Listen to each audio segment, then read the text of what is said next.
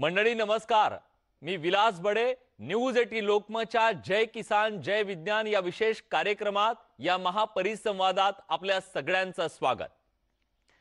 गेली 3 महिने महाराष्ट्राच्या कानाकोपऱ्यात शेतीमध्ये राबणाऱ्या, शेतीला नवे आयाम देणाऱ्या, शेतीमध्ये नवनवे प्रयोग करणाऱ्या, शेतीला तंत्रज्ञानाची साथ देणाऱ्या असंख्य शेतकऱ्यांच्या कथा आणि व्यथा महाराष्ट्राच्या समोर आम्ही मांडल्या. या यशोगाथांच्या माध्यमातून या शेतकऱ्यांनी महाराष्ट्राच्या शेतीला नवी दिशा देण्याचं काम केलं. त्या सगळ्यांचा सन्मान सुद्धा आम्ही करणार आहोत. त्यांना जय किसान जय विज्ञान या पुरस्काराने सुद्धा आम्ही सन्मानित करणार आहोत. पण आज या महापरिसंवादाच्या माध्यमातून आम्ही महाराष्ट्राच्या शेती समोरच्या अनेक प्रश्नांची चर्चा करणार आहोत. शेतकऱ्यांच्या समोरच्या संकटांची उकल नेमकी कशी करायची याच्याबद्दल तज्ञांचं मार्गदर्शन घेणार आहोत. त्यांच्यासोबत आपण चर्चा करणार आहोत. आणि हे जे मार्गदर्शन करणारे तज्ञ आहेत, हे तज्ञ महाराष्ट्राच्या शेतीची धोरणं आखणारे, महाराष्ट्राच्या शेतीला नवे आयाम देणारे आणि स्वाभाविकपणे या शेतीमधल्या धोरणांबद्दलचे निर्णय घेणारी सगळी व्यक्तिमत्व असणार आहेत, तज्ञ मंडळी असणार आहेत. पण या महापरिसंवादाची सुरुवात अर्थातच आपण करणार आहोत राज्याचे कृषी मंत्री दादा भुसे यांच्यापासून. दादा भुसे आता आपल्या सोबत जोडले गेलेले आहेत. आपण त्यांचं स्वागत करूया. दादा भुसेजी, स्वागत आहे तुमचं न्यूज 18 लोकमतच्या जय किसान जय विज्ञान या महापरिसंवादामध्ये. गेले 3 महिने खरं तर शेतीच्या बद्दलचं केवळ आम्ही मंथन केलं नाही, तर महाराष्ट्राच्या कानाकोपऱ्यात ज्या शेतकऱ्यांनी एक वेगळे प्रयोगशीलता दाखवलेली आहे, त्यांना एक व्यासपीठ मिळवून देण्याचं काम केलेलं आहे. महाराष्ट्राच्या शेतीत सगळं काही नकारात्मक नाही, अनेक सकारात्मक बाबी ज्या आहेत त्या दाखवण्याचा आम्ही प्रयत्न केलेला आहे. या सगळ्या मंथनाबद्दल तुम्ही काय सांगाल? या उपक्रमाबद्दल तुम्ही काय सांगाल? न्यूज 18 लोकमतच्या माध्यमातून गेल्या 3 महिन्याच्या पासून जय किसान जय विज्ञान हा जो काही कार्यक्रम संपन्न केला, मी आपलं अभिनंदन करतो, आपला आभार व्यक्त करतो. अतिशय प्रतिकूल परिस्थितीमधनं धडाडीने शेतकरी बांधवांच्या कष्टातून त्यांच्या मुलांनी नाविन्यपूर्ण प्रयोग करून त्या ठिकाणी उत्पन्नामध्ये भरघोस वाढ केली, यशस्वी शेती त्या ठिकाणी करून दाखवली. आणि म्हणून हे सर्व सकारात्मक चित्र समोर आणण्याचं काम आपल्या या चॅनलच्या माध्यमातून संपन्न झालेलं आहे. मला वाटतं की आपण पाहतो की नेहमीच नकारात्मक गोष्टी समोर येत असताना समाजामध्ये सकारात्मक पण अनेक बाबी त्या ठिकाणी आहेत आणि त्यांना एक चांगला प्लॅटफॉर्म आपण त्या ठिकाणी उपलब्ध करून दिला. शेतकऱ्यांनी त्यांच्या मुलांनी कष्टपूर्वक प्रयोग करून विज्ञानाचा वापर करून त्या ठिकाणी स्वतःच्या पायावर मोठी प्रगती सिद्ध केलेली आहे. आणि मला वाटतं की या माध्यमातून इतरही शेतकऱ्यांना निश्चितपणे प्रेरणा मिळेल. ह्या कार्यक्रम संपन्न होत असताना आपण बघितलं असेल की अनेक परिसंवाद पण त्या ठिकाणी संपन्न झाले आणि त्या माध्यमातून शेतकरी बांधवांना मला वाटतं की एक चांगली माहिती मिळू शकलेली आहे. मी परत एकदा आपलं अभिनंदन करतो आणि यापुढेही हा कार्यक्रम कायम राहावा अशा प्रकारची मागणी करतो. नक्कीच न्यूज 18 लोकमतच्या माध्यमातून आम्ही सातत्यानं हा प्रयत्न करतोय की राज्यातल्या बळीराजाला एक हक्काचं व्यासपीठ मिळावं आणि जय किसान जय विज्ञानच्या माध्यमातून ते देण्याचा आम्ही प्रयत्न केलेला आहे. सकारात्मक बाबी जास्तीत जास्त समोर आणण्याचा प्रयत्न केलाय. पण सध्याची परिस्थिती अशी आहे की बदलत्या हवामानाच्या या सगळ्या काळामध्ये कुठंतरी आपल्याला शेतीमध्ये तंत्रज्ञानाची जोड देणं गरजेचं आहे. अशा सगळ्या परिस्थितीत हे तंत्रज्ञान किती महत्त्वाचं ठरणार आहे? ज्या पद्धतीने जगाच्या पाठीवर आता हवामानांमध्ये बदल होत आहेत, आपण पाहतो की कोणत्या तरी भागामध्ये कमी दाबाचा पट्टा तयार होतो आणि त्याचे परिणाम कोणत्या तरी परिसरामध्ये गारपीट होणं, अवकाळी पाऊस होणं याच्यामध्ये त्याचे रूपांतरित होतात. आपण गेल्या वर्षभराचा जरी आढावा घेतला तरी नको त्यावेळेस पाऊस आणि गारपीटमुळे शेतकरी बांधवांचं मोठ्या प्रमाणात नुकसान झालेलं आपण त्या ठिकाणी बघितलेलं आहे. आणि म्हणून हा एक मोठा विषय जगाच्या समोर त्या ठिकाणी आलेला आहे. जिथपर्यंत महाराष्ट्र कृषी विभागाचा विषय, तर या संदर्भामध्ये कृषी विद्यापीठांच्या माध्यमातून आम्ही संशोधन करायला घेतलेलं आहे. अशा प्रतिकूल परिस्थितीमध्ये कोणती पिकं आपण घेतली पाहिजे, किंबहुना प्रिव्हेंटिव्ह ॲक्शन्स आपण काय काय घेऊ शकतो, त्या पद्धतीने रिसर्च आता करण्यात येतो आहे आणि त्या माध्यमातून निश्चितपणे येणाऱ्या कालावधीमध्ये शेतकरी बांधवांना दिलासा मिळू शकेल. खरं तर तुम्ही सांगितलात त्याप्रमाणे की शेतकऱ्यांपर्यंत हे तंत्रज्ञान पोहोचवण्याची जबाबदारी ही कृषी विद्यापीठांची आहे. कृषी विद्यापीठात त्याच्याबद्दलचं संशोधन सातत्यानं सुरू असतं. पण आता राज्यातल्या या शेतकऱ्यांना अधिक समृद्ध करण्यासाठी, त्यांच्यापर्यंत अधिकाधिक चांगलं तंत्रज्ञान पोहोचवण्यासाठी कृषी विद्यापीठांकडून नेमके काय प्रयत्न केले जात आहेत? आपण बघितलं असेल की गेल्या अनेक वर्षांच्या पासून शेतकरी बांधवांचे कष्ट कमी कसे करता येतील, अ, जास्तीत जास्त उत्पादकता कशी वाढू शकेल, दर्जेदार उत्पन्न कसं येईल, या दृष्टिकोनातनं वेळोवेळी अनेक प्रयोग करण्यात येत आहेत. त्याचाच एक भाग म्हणून आत्ताच्या घडीला महाराष्ट्राचे मुख्यमंत्री आदरणीय उद्धवजी ठाकरे साहेबांची जी संकल्पना आहे, जे विकेल ते पिकेल, म्हणजे बाजारामध्ये ज्या गोष्टीची मागणी मोठ्या प्रमाणात आहे, हो, ज्या बाबींना 2 पैसे जास्तीचे मिळतात, विकेल ते पिकेल. ते हां. उत्पन्न शेतकरी बांधवांनी घ्यावे हं. आणि त्याच्यावर मग थेट विक्री ग्राहकापर्यंत कशी करता येईल, त्याच्यावर प्रक्रिया उद्योग आपल्याला कसे उभे करता येतील, हा. शेतकरी बांधवांचे कामगारांचे श्रम कमी कसे करता येतील आणि म्हणून बियाण्याच्या पासून अवजारांच्या पासून सर्व गोष्टींचा अवलंब करून त्या ठिकाणी एकंदरीत शेतकरी बांधवांची प्रगती कशी साध्य होईल, शेतकऱ्यांचं मान सन्मान कसा वाढेल, शेतकरी बांधवांना प्रतिष्ठा कशी प्राप्त होईल, या दृष्टिकोनातून कामकाज करण्याचा आपला प्रयत्न आहे. नक्कीच दादा, गेली 3 महिने महाराष्ट्रातल्या ज्या शेतकऱ्यांच्या यशोगाथा आम्ही समोर मांडल्या त्यात एक दिसून आलं. अगदी प्रतिकूल परिस्थितीत सुद्धा जी साधनं तुमच्या हातात आहेत ती साधनं हाताशी घेऊन अगदी देशी जुगाडू पद्धतीने हे तंत्रज्ञान समोर आणलेलं आहे. संशोधक वृत्ती अनेक शेतकऱ्यांची दिसलेली आहे. या सगळ्या प्रयोगशील शेतकऱ्यांना राज्य सरकार नेमकी काय मदत करणार आहे? हे संशोधन घराघरात पोहोचावं, त्याला प्रोत्साहन मिळावं, याच्यासाठी नेमके काय प्रयत्न होणं गरजेचं आहे आणि काय प्रयत्न होत आहेत? मला वाटतं की या संदर्भामध्ये सुद्धा मी आपलं अभिनंदन करतो की अतिशय स्वतःच्या संकल्पनेतून कल्पकतेतनं शेतकऱ्यांनी किंवा त्यांच्या तरुणांनी त्या ठिकाणी आपण त्याला ग्रामीण भाषेमध्ये जुगाड हा शब्द वापरतो. हो, त्याच्या संकल्पनेतनं त्यांनी त्या ठिकाणी काही यंत्र उभी केली, काही साधनं उभी केली. ही साधनं, ही अवजारं शेतकरी बांधवांना उपयुक्त ठरू शकतात.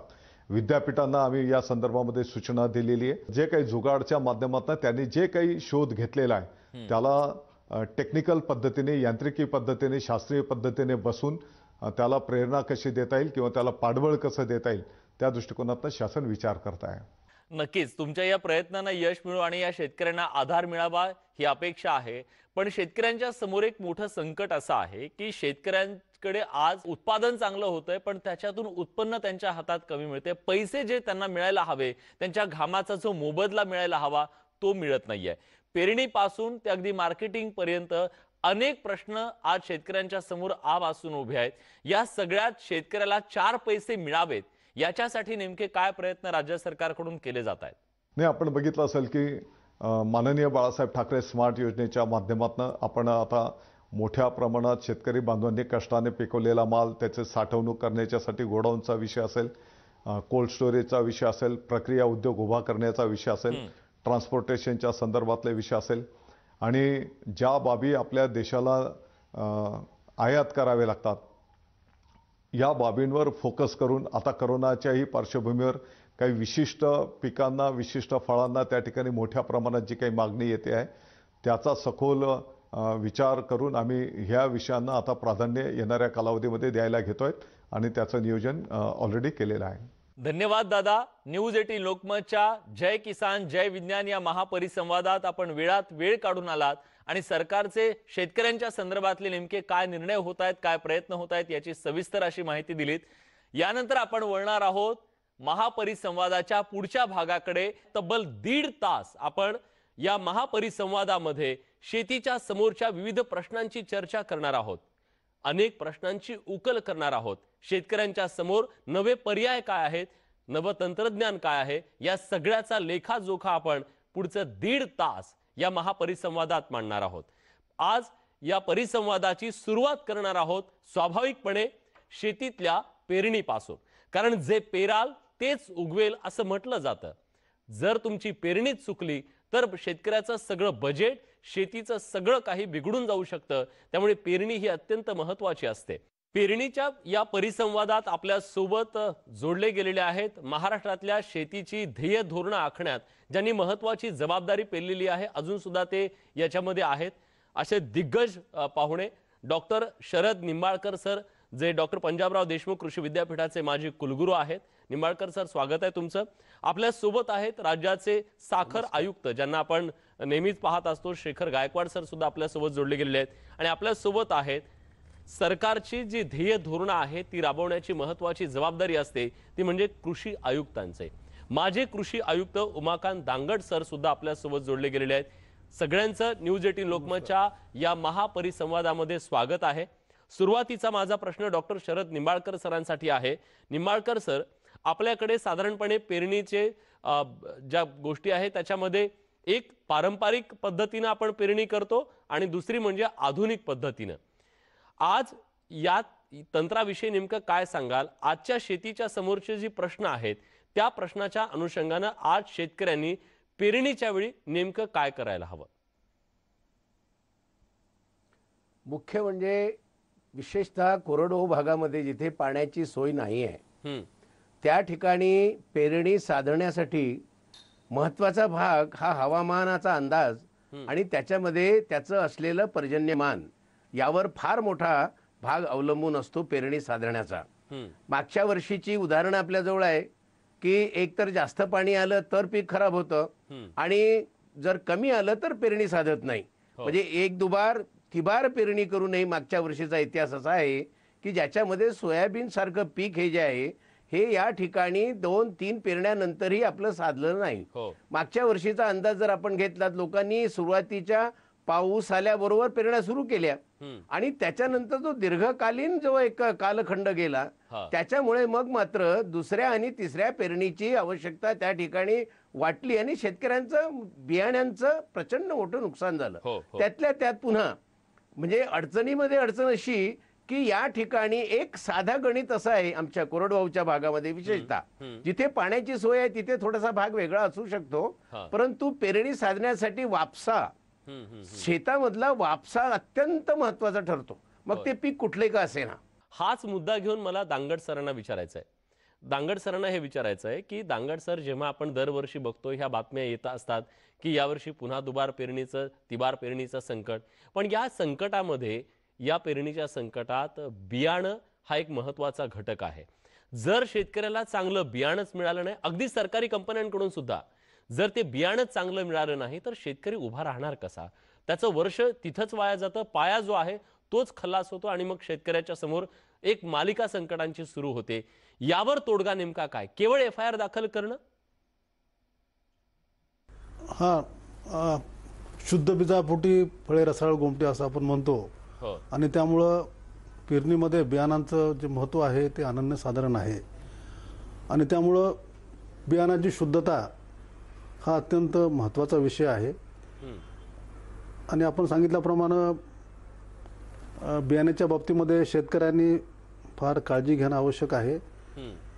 आपण पाहतोय की नवीन नवीन तंत्रज्ञान, नवीन नवीन बियाणं दरवर्षी मार्केटमध्ये येतं आणि बियाण्याच्या किमती देखील आकाशाला भिडलेल्या आहेत. या सगळ्या गोष्टीचा विचार करता शेतकऱ्यांनी अत्यंत विचारपूर्वक बियाण्याची निवड केली पाहिजे. आपल्याकडे राज्यामध्ये सर्वसाधारणपणे खरीपामध्ये 1,50,00,000 हेक्टर क्षेत्रावर पेरणी होते. त्यापैकी 42-43 लाख हेक्टर जे क्षेत्र आहे सोयाबीन खाली असतं आणि सोयाबीनच्या बाबतीमध्ये बऱ्याच वेळा बियाण्याच्या गुणवत्तेचा प्रश्न निर्माण होतो. जसं आता निंबाळकर साहेबांनी सांगितलं की मागच्या वर्षी दुबार तिबार देखील अनेक ठिकाणी पेरणी करावी लागली. तर या बाबतीमध्ये मी कृषी आयुक्त असताना असाच प्रकारचा प्रश्न उद्भवला होता आणि त्यामुळे आम्ही संपूर्ण राज्यामध्ये शेतकऱ्यांनी स्वतःचं बियाणं पेरावं अशी मोहीम हाती घेतली होती. सोयाबीन हे खरं म्हणजे सेल्फ पॉलिनेटेड क्रॉप आहे.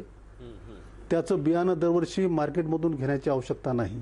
सोयाबीन सारख्या पिकासाठी आपण BBFचा वापर केला पाहिजे. रुंद वरिंब आणि सरी हे जे यंत्र आहे त्याचा जर आपण वापर केला तर आवर्षण परिस्थितीमध्ये आणि जास्त पावसाच्या परिस्थितीमध्ये दोन्ही परिस्थितीमध्ये पिकाला आवश्यक तेवढाच ओलावा राहतो आणि पिकाची फार चांगल्या प्रकारे वाढ होते.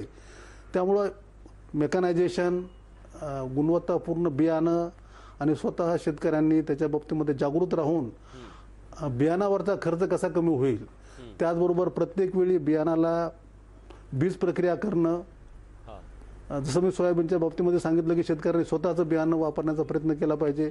मला शेखर गायकवाड सरांना विचारायचं आहे. गायकवाड सर, महाराष्ट्रामध्ये आज लाखो हेक्टरवरती ऊसाचं पीक घेतलं जातं, पण शेतकऱ्यांचा एक नेहमी प्रश्न असा असतो की आम्हाला लागवडीच्या वेळेस, लावणीच्या वेळेसच खूप खर्च येतो आज ऊसाच्या लागवडीमध्ये, आणि मग पुढे पण खूप खर्च असतो. अशा परिस्थितीत त्याचं सगळं बजेट बिघडतं. आज लावणीच्या वेळी कमी खर्चामध्ये जास्तीत जास्त चांगल्या प्रकारची लागवड कशी करता येईल शेतकऱ्यांना? यामध्ये मुख्य मुद्दा असा आहे की बहुतेक काळ म्हणजे साधारण 8 साली पिकाच्या बाबतीत बघितलं तर 1.5 वर्षापर्यंत जमीन ऊसाखाली राहते. अशा वेळी शेतकऱ्याला पैशासाठी 1.5 वर्ष वाट बघावी लागते. म्हणून आता दांगट साहेबांनी सांगितलं तसं की आपल्याला मधल्या काळामध्ये आंतरपिकं मोठ्या प्रमाणावर घेऊन ऊसाचा जो सुरुवातीचा वाढीचा काळ असतो तो अतिशय असा कमी असतो. या काळामध्ये चांगलं पीक घेता येणं शक्य आहे. म्हणजे आतापर्यंत जे वेगवेगळे प्रयोग विद्यापीठांनी केले आहेत त्याच्यामध्ये बटाटा, कांदा, लसूण किंवा भुईमुगासारखं पीक, सोयाबीनसारखं पीक सुद्धा आंतरपीक म्हणून यशस्वी झालं आहे. ही कमी कालावधीची जी पिकं आहेत ती पिकं काढून घेऊन सुद्धा शेतकऱ्यांना एक अतिरिक्त उत्पन्न मिळू शकतं. एक भीती त्याचबरोबर आणखी एक मोठा बदल ऊसाच्या क्षेत्रामध्ये होईल म्हणून तसं काही होतं नाही. तसं का होत नाही ते मी सांगतो निश्चितपणे की पूर्वीच्या काळी आपण ऊस फार जवळ लावत होतो आणि 2 फुटाची सरी काढत होतो. आता हार्वेस्टर आल्यानंतर पट्टा पद्धत आली ऊसामध्ये आणि मग बराच भाग हा रिकामा राहतो. त्या रिकाम्या भागामध्ये चांगलं उत्तम आंतरपीक येऊ शकतं. याचाच आपल्याला आधुनिक शेतीमध्ये योग्य तो वापर करून घ्यायला पाहिजे. म्हणजे एकीकडे आपल्याला ऊस तोडायची पण समस्या आहे आणि मोठ्या प्रमाणावर मेकॅनायझेशन होतं आणि हार्वेस्टरची संख्या वाढतीये. अशा वेळी 5-5 फुटाचा मध्ये गॅप ठेवून जेव्हा आपण ऊस लागवड करणार आहोत अशा वेळी मला असं वाटतं किंवा काही हार्वेस्टरच्या बाबतीत 8 फुटाचा पट्टा सोडून मग आपण लागवड करतो. अशा वेळी चांगलं आंतरपीक हे शेतकऱ्याला आणखी अतिरिक्त जवळजवळ 1 पिका एवढं खरीपाच्या उत्पन्न देऊ शकेल अशी परिस्थिती आहे. शेतकऱ्यांच्या या परिसंवादात वेळ झाली आहे एका छोट्याशा ब्रेकची. ब्रेक नंतर आणखी काही महत्त्वाच्या मुद्द्यांना आपल्याला हात घालायचा आहे. मान्यवरांकडून त्याची उत्तरं घ्यायची आहेत. कुठे जाऊ नका, पहा फक्त न्यूज 18 लोकमत.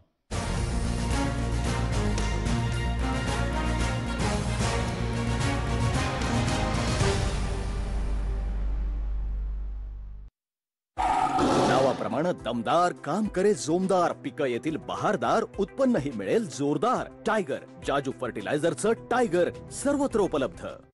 अकेला तू नहीं दुनिया अकेले इस पे, किसी से हौसले कम ना जिसके. अकेला तू नहीं दुनिया अकेले इस पे.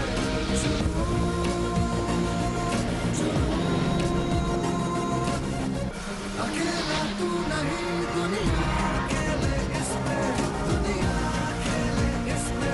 दुनिया अकेले इस पे. आजार वाढले तर संरक्षण देखील वाढणं जरुरी आहे. म्हणूनच आम्ही बनवले नवीन आतापर्यंतचा सर्वोत्तम डेटॉल. हा व्हायरस आणि बॅक्टेरियासह 99.99% जंतूंपासून संरक्षण करतो. देतो उच्चतम TFM शक्ती आणि ताजा स्पर्श. Dettol, be 100% sure.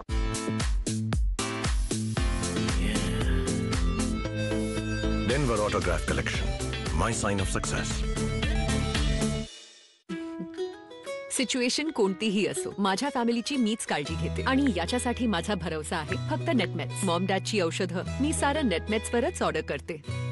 औषधांची एक्सपायरी डेट चेक करा, ऑर्डर कन्फर्म करा, इझी होम डिलिव्हरी मिळवा. माझा आणि माझ्या फॅमिलीचा भरोसा फक्त नेटमॅक्स, इंडियाची आपली फार्मसी. अक्षय, 2 जुने बाथरूम नाही, एक नवीन आणि एक जुनं. कसं? तुम्ही दोघे इकडे या. हे करूया स्वच्छ जुन्या पद्धतीने आणि हे हार्पिक ऑलराऊंडरने. महाग डिटर्जंटने घासलं तरीही हा डाग, पिवळेपणा आणि जर्म्स हार्पिक बाथरूम क्लीनर करतो 10 पट स्वच्छ. हार्पिक मारतो 99.9% जर्म्स आणि कोविड-19च्या कोरोना व्हायरसलाही. नवीन बाथरूम कोणाचं नाही, सगळ्यांचं. नवीन बाथरूम मुबारक हो. हुसेन साहेब, काय करताय आपण? पेंट लागला तर मम्मी ओरडे. डागांना घाबरला तर परफेक्ट पेंटिंग कसं कराल? म्हणूनच मम्मीला द्या मायक्रोबस्टर्स वाला निरमा ऍडव्हान्स.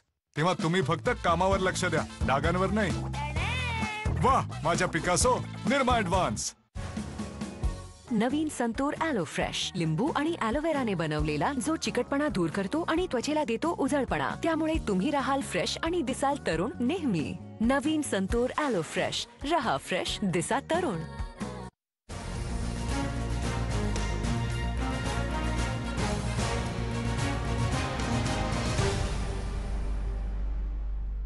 ब्रेक नंतर तुमचं पुन्हा एकदा स्वागत. न्यूज 18 लोकमतवर आपण जय किसान जय विज्ञानच्या माध्यमातून शेतकऱ्यांच्या यशोगाथा बघितल्या. आज करतोय शेतीच्या समोरच्या अनेक प्रश्नांची उकल करणारा हा महापरिसंवाद. आपल्या सोबत आहेत दिग्गज पाहुणे. सर्वसाधारणपणे शेतकऱ्यांमध्ये एक भावना असते की पेरणीच्या वेळी जेवढा तुम्ही रासायनिक खतांचा मारा कराल, जेवढं महागडं बी बियाणं वापराल, तेवढं तुमचं चांगलं उत्पन्न येईल, अशा प्रकारचा एक समज आहे. पण आता हळूहळू असं दिसायला लागलंय की रासायनिक खतांमुळे अनेक प्रश्न निर्माण झालेत. जमिनीच्या सुपीकतेचा प्रश्न निर्माण झालेला आहे. अतिरिक्त पाणी सुद्धा खूप धोकादायक ठरू लागलेलं आहे. याबद्दल तुम्ही काय सांगाल?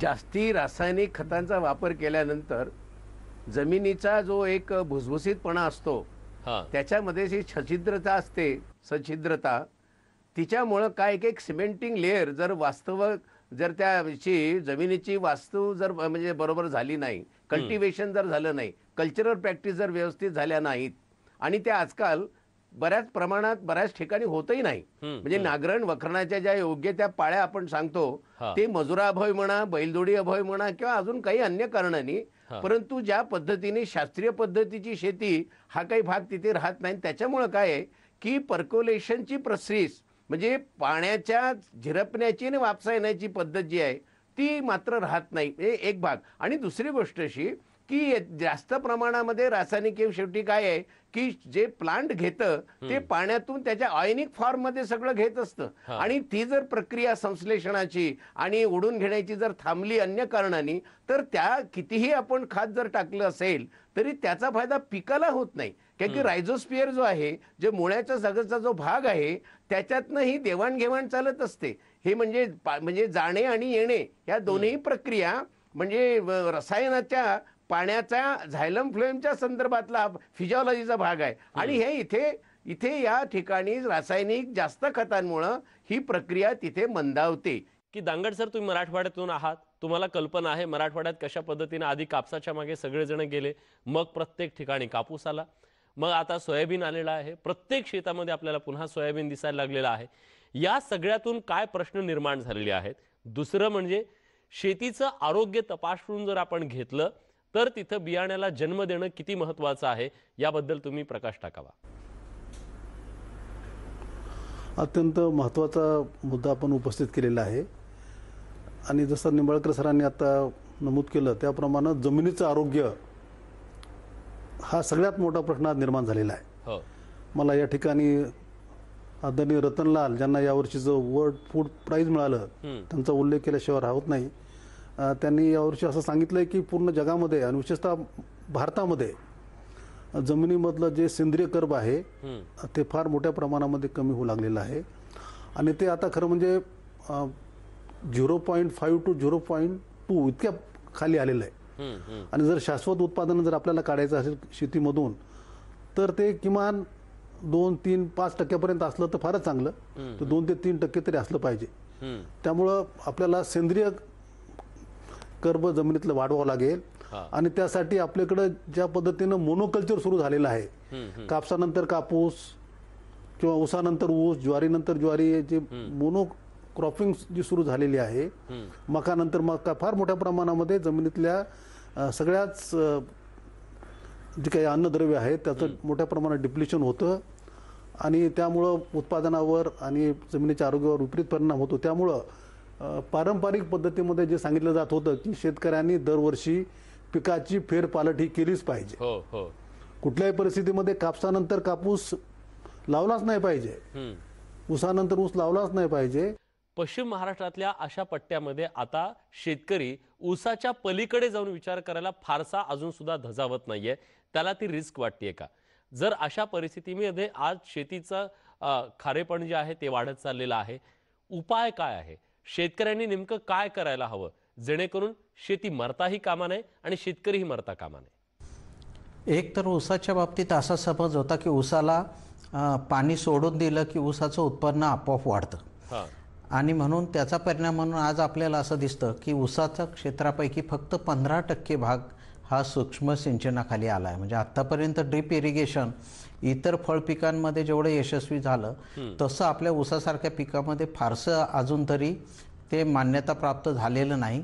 आणि त्याचं कारण आहे की शेतकऱ्यांमधला हा समज की पाणी जास्त दिले की उत्पन्न जास्त येतं. परंतु मला हे सांगायला पाहिजे शेतकरी मित्रांना की ऊसाचा सगळा दर हा रिकव्हरीवर आधारलेला आहे. ज्या कारखान्यांच्या बाबतीमध्ये रिकव्हरी कमी आहे तिथे शेतकऱ्यांना ऊसाचा दर कमी मिळतो. त्यामुळे पाणी जास्त दिलं की आपोआप रिकव्हरी जास्त होते असं होताना दिसत नाही. किंबहुना उलटा आहे की पाण्याचं प्रमाण जास्त असेल की रिकव्हरी कमी येते. त्यामुळे ड्रीप इरिगेशनवर सुद्धा सांगलीसारख्या जिल्ह्यामध्ये काही प्रगतिशील शेतकऱ्यांनी एकरी 160 टनपर्यंत ऊस काढला आहे. आणि हे एक चांगलं उदाहरण आपल्या पुढे आता येत आहे की सगळे शेतकरी आता ठराविक संख्येने ऊस वाढवणे, ऊसाचे फुटवे मर्यादित ठेवणे, एका वेळी साधारण 45,000 जर ऊस असतील एकरामध्ये आणि ते जर 2.5 किलोचं एक ऊस राहिला तर फार फुटवे न वाढू देता पण मी 100 टनाच्या आसपास जाऊ शकतो असा एक आत्मविश्वास आता शेतकऱ्यांच्या मध्ये निर्माण होऊ घातला आहे आणि त्याचा मला असं वाटतंय फायदा होईल. याचबरोबर एक महत्त्वाच्या पैलूकडे मी लक्ष वेधणार आहे. मी भूजलचा संचालक होतो म्हणून मी हे मुद्दाम सांगतो की जास्त युरिया घातलेल्या शेतामधून हा युरिया हळूहळू जमिनीमध्ये उतरून आणि तो पाण्यामध्ये उतरून त्या अशा गावांमध्ये किडनी स्टोनचं प्रमाण शेतकऱ्यांच्या मध्ये प्रचंड मोठ्या प्रमाणावर वाढलेलं आपल्याला दिसतं. हा एक आरोग्याचा असा महत्त्वाचा पैलू आहे की त्याकडे दुर्लक्ष करता येणार नाही. खरंय सर. जागतिक बाजारपेठेत आज आपला शेतकरी उभा आहे. त्याची स्पर्धा आज ब्राझीलमधल्या, अमेरिकेतल्या, चीनमधल्या शेतकऱ्यासोबत त्याची स्पर्धा आहे. जेव्हा हा शेतकरी लागवड करतो, जेव्हा हा शेतकरी पेरणी करतो तेव्हा अशी कुठली पिकं आहेत, विशेषतः जिरायती पिकं की जी शेतकऱ्यांसाठी अत्यंत फायदेशीर ठरू शकतात? त्या पिकांचा पेरा जर वाढला शेतीमधला तर तो निश्चितपणे आपल्या शेतकऱ्यांसाठी फायदेशीर ठरू शकतो. शेतकरी तिकडे वळत नसेल पण गरज काय? हा देखील फार महत्त्वाचा प्रश्न आहे. जागतिकीकरण फार मोठ्या प्रमाणामध्ये झालेलं आहे आणि भारतीय जे काही कृषी उत्पादनं आहेत त्यांना जगात फार मोठ्या प्रमाणामध्ये मागणी आहे. सुदैवानं आपल्या राज्यामध्ये 9 प्रकारचे ॲग्रोक्लायमॅटिक झोन्स आहेत आणि त्यामुळं जगामध्ये पिकणारे सगळे फळं, भाजीपाला आणि कृषी उत्पादनं भारतामध्ये आणि विशेषतः महाराष्ट्रामध्ये कुठल्या न कुठल्या भागामध्ये कुठल्या न कुठल्या सीझनमध्ये निश्चितपणे होत असतात. त्यामुळं आपण जागतिक बाजारपेठेचा विचार करून निर्यातक्षम आणि दर्जेदार मालाचं उत्पादन करणं ही खरं म्हणजे आज काळाची गरज आहे. खरं म्हणजे कृषी शास्त्र जे आहे ते सर्वात गुंतागुंतीचं शास्त्र आहे. त्यामुळं या सगळ्या पैलूंचा विचार करून शेतकऱ्यांनी जागतिक विजन आता ठेवावं लागेल. म्हणजे think global and act local ही जी म्हण आहे तिचा प्रत्येक शेतकऱ्यांच्या आपल्या लागवडीमध्ये आला पाहिजे. वेळ संपलेला आहे आपल्या या परिसंवादामधला. माझा शेवटचा प्रश्न आहे गायकवाड सरांसाठी. गायकवाड सर, जेव्हा हा शेतकरी उभं राहू पाहतो, अगदी पेरणीच्या वेळी जर त्याचा कणा मोडून पडला तर तो उभं राहू शकणार नाही. आज जागतिक बाजारपेठेमध्ये आपला शेतकरी सक्षमपणे उभा राहायचा असेल तर नेमकं काय होणं गरजेचं आहे? सरकारी पातळीवर कदाचित तुम्ही त्याच्यावर टीका करू शकणार नाही, पण शेतकरी यंत्रणा, व्यवस्था या सगळ्या पातळीवर नेमकं काय करायला हवं जेणेकरून आपला शेतकरी त्या स्पर्धेत सक्षमपणे उभा राहील? माझ्या मते 3 गोष्टी स्पष्टपणे शेतकऱ्यांनी करायला पाहिजे. एक म्हणजे शेतीबद्दल एक लॉंग टर्म धोरण त्याच्याकडे असलं पाहिजे की पुढच्या 10 वर्षात मी टप्प्याटप्प्याने काय काय करत जाणार आहे, त्याच्यासाठी मला किती भांडवल लागणार, ते मी कशा पद्धतीने उभारणार आणि मला आत्ताच्या पीक कर्जाचे जे विकास सोसायट्यांमार्फत कर्ज मिळायची पद्धत आहे त्यामध्ये 3 लाखापर्यंतचं पीक कर्ज बिनव्याजी आहे. या व्यवस्थेचा सुद्धा मी चांगला पद्धतीने कसा फायदा करून घेईल. नंबर 2, त्याने नव्या पिढीला स्वतःच्या शेतीशी जोडून घेतलं पाहिजे. कारण मला असं दिसतं, मी शेतीच्या अभ्यासावरून, की शेतकऱ्यांची नवी पिढी ही शेतीशी निगडीत जर राहणार नसेल तर एक मोठी चिंता शेतकऱ्याच्या पुढे मला दिसते आज. आणि तिसरं म्हणजे महत्त्वाचं की आधुनिक तंत्रज्ञानाशी त्याने जोडून घेतलं पाहिजे. प्रिसिजन फार्मिंग हे जे इस्रायलमध्ये आपण ऐकत होतो एवढे दिवस, ते प्रिसिजन फार्मिंग आता येत्या फार नजीकच्या काळामध्ये महाराष्ट्रात आणि भारतात येऊ घातला आहे. तर प्रिसिजन म्हणजे काय, तर प्रत्येक गोष्टीमध्ये व्यक्तिगतरित्या वस्तुनिष्ठ धोरण स्वीकारणे. आणि ही एक कार्यपद्धती जर झाली शेतकऱ्यांच्या जगण्याची, तर मला वाटतं शेतीचे प्रश्न सोपे व्हायला मदत होईल. नक्कीच. खरं तर शेतीच्या समोरच्या प्रत्येक प्रश्नाची उकल तुम्ही सगळी मान्यवर मंडळी करत असता, त्याची ध्येय धोरणं आखत असता. आज या महापरिषदेच्या माध्यमातून महाराष्ट्रातल्या शेतकऱ्यांपर्यंत जो संदेश जाणं गरजेचं आहे, इथला शेतकरी सक्षमपणे जागतिक बाजारपेठेत उभा राहायला पाहिजे आणि त्याच्यासाठी नेमकं काय करायला हवं हे पेरणीतून महत्त्वाचं आहे. त्याची पेरणी चांगली झाली तरच तो उभा राहू शकणार आहे. त्यासाठी नेमकं काय व्हायला हवं, धोरणांमध्ये काय बदल व्हायला हवेत, या सगळ्याचं सखोल असं मार्गदर्शन विश्लेषण तुम्ही या परिसंवादाच्या माध्यमातून केलं. त्याबद्दल तुमचे मनापासून आभार व्यक्त करतो. निश्चितपणे महाराष्ट्रातल्या शेतकऱ्यांना या महापरिसंवादातून त्याच्या पेरणी संदर्भातल्या अनेक प्रश्नांची उत्तरं मिळाली असतील, नवी दिशा मिळाली असेल, नवी प्रेरणा सुद्धा नक्की मिळाली असेल. आपण वेळात वेळ काढून आलात, हे सगळं मार्गदर्शन केलं, त्याबद्दल तुमचे सगळ्यांचे मनापासून आभार. या महापरिसंवादात आपण इथेच थांबतोय, पण ब्रेक नंतर आपण चर्चा करणार आहोत ती म्हणजे शेतीतल्या काढणीच्या तंत्राविषयी नेमकं काय करायला हवं. काढणी नीट झाली तरच शेतकऱ्याच्या हाती 4 पैसे पडणार आहेत. त्याचं धोरण, त्याचं नियोजन कसं करायला हवं जाणून घेणार आहोत पुढच्या परिसंवादात आणखी काही दिग्गज मान्यवरांसोबत. कुठे जाऊ नका, पहा फक्त न्यूज 18 लोकमतवर महापरिसंवाद.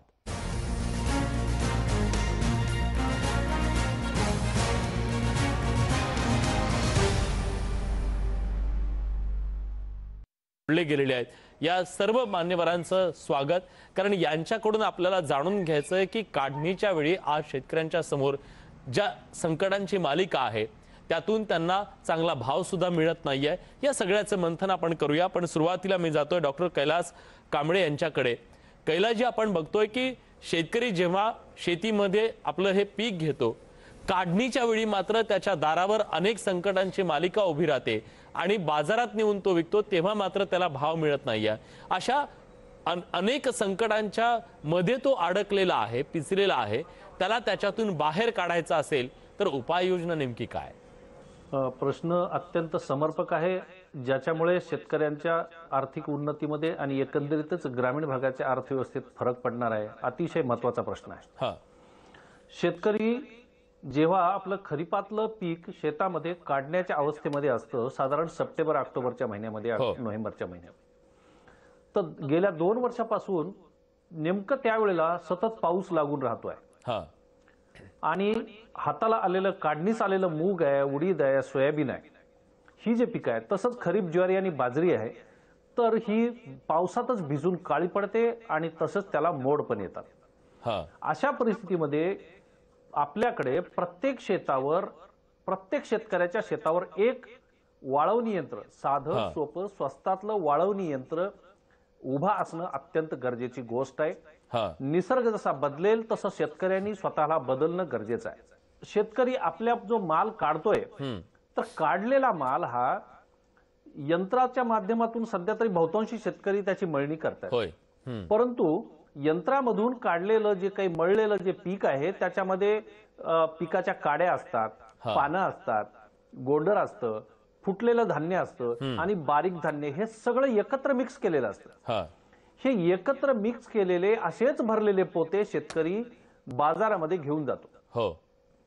तिथं गेल्याबरोबर आडतीवर हे सगळे पोते जमिनीवर सांडून परत त्याच्यावर चाळणी मारली जाते आणि चाळणी मारल्याच्या नंतर मग लहान आकाराचं धान्य, फुटलेलं धान्य, गोंडराचं धान्य, हे साधारण प्रति क्विंटलला 5 ते 7 किलो धान्य बाजूला पडतं. ते सगळं धान्य शेतकरी वापस आणू शकत नाही. आणि प्रति क्विंटल 5 ते 7 किलोचं धान्य म्हणजे कोट्यावधी रुपयाचं शेतकऱ्याचं जे धान्य आहे ते त्या आडतीमध्ये जाऊन पडतं आणि तेवढं शेतकऱ्यांचं नुकसान होतं. मला खरं तर हाच मुद्दा घेऊन सचिनजींना विचारायचं आहे की सचिनजी, आपण सर्वसाधारणपणे जर बघितलं तर ही प्रतवारी जी आहे तो शेतकरी करू शकत नाहीये. जर प्रतवारी केली, शेतकऱ्यांकडून माल विकत घ्यायचा, प्रतवारी करायची आणि मोठ्या प्रमाणात नफा कमवायचा, हे व्यापाऱ्यांकडून आपण बघितलेलं आहे. पण जर शेतकरी स्वतः प्रतवारी करायला लागला तर त्याला मोठ्या प्रमाणात नफा मिळू शकतो, हे सरांनी सांगितलेलं आहे. पण त्याच्यासाठी लागणारं इन्फ्रास्ट्रक्चर कुठून आणायचं? शेतकऱ्याकडे ते प्रतवारी करण्यासाठी लागणारे जे कारखाने आहेत, इन्व्हेस्टमेंट आहे, ती शक्य आहे का? इतक्या मोठ्या प्रमाणातलं जे धान्य आहे त्याची प्रतवारी करणं एकट्या शेतकऱ्याला शक्य आहे का? मार्ग काय? नमस्कार सर, खूप रिलेव्हंट प्रश्न आहे, जो ज्वलंत प्रश्न आहे आज भारतीय कृषीमध्ये. आपण जर भारतीय कृषीची वाटचाल पाहिली तर जे पहिलं ग्रीन रिव्हॉल्युशन सक्सेसफुल आपल्याला पाहायला मिळालं 1964 आणि त्याच्यानंतर, तर तेव्हापासून किंबहुना रिसेंट पास्ट पर्यंत एक नेशन म्हणून आपण प्रोडक्शनवरती खूप सारा अटेन्शन दिलेलं आहे, पण प्रोसेसिंगकडे खूप कमी अटेन्शन दिलं गेलं. ज्याचा रिझल्ट असा आहे सर, आज आपण पाहतो की ऑन अँड ॲव्हरेज 36% कृषी माल खराब होतोय. आणि हे फक्त जर आपण याच्यामध्ये अनालिसिस केलं, गॅप अनालिसिस, तर आम्ही पाहतो फील्डवरती काम करत असताना की याच्यामध्ये टेक्नॉलॉजी खूप मॅटर करते. म्हणजे जिथे इन्फ्रास्ट्रक्चर नाही आहे आपल्याकडे, आज आता जसं कांबळे सरांनी सांगितलं की शेतकऱ्यांनी काढणी केल्यानंतरच्या ज्या ऍक्टिव्हिटीज त्यांनी त्याच्यामध्ये मेन्शन केल्या, मला इथे नमूद करायला आवडेल की आज आपण भारत एक कृषीप्रधान देश आहे. आणि या कृषीप्रधान देशामध्ये जर आपण प्रोसेसिंगची लेवल पाहिलं की किती % पर्यंत ऍग्रिकल्चर प्रोड्यूस प्रोसेस होत आहे, इन कंपॅरिझन मध्ये जिथे आपण विकसित देशांशी जर आपण कंपॅरिझन केलं, आज भारतामध्ये फक्त 10% of total agro produce process होत आहे, प्रक्रिया होते. जिथे चायनामध्ये 23% प्रोसेसिंग आहे आणि फिलिपिन्समध्ये 72% प्रोसेसिंग आहे. आपण जर हा चार्ट पाहिला सर, तर यामध्ये आपल्या लक्षामध्ये येतं की हे जे विकसित देश आहेत, डेव्हलप्ड नेशन्स आहेत, मग चायना असेल, ब्राझील असेल, फिलिपिन्स असेल, यांनी त्यांच्या नॅचरल रिसोर्सेस वरती जास्त भर दिला, तेव्हा ते विकसित होऊ शकले. आज भारताच्या बाबतीमध्ये आपण पाहिलं तर कृषी हे भारताचं नॅचरल रिसोर्स आहे, नैसर्गिक साधन संपत्ती आहे.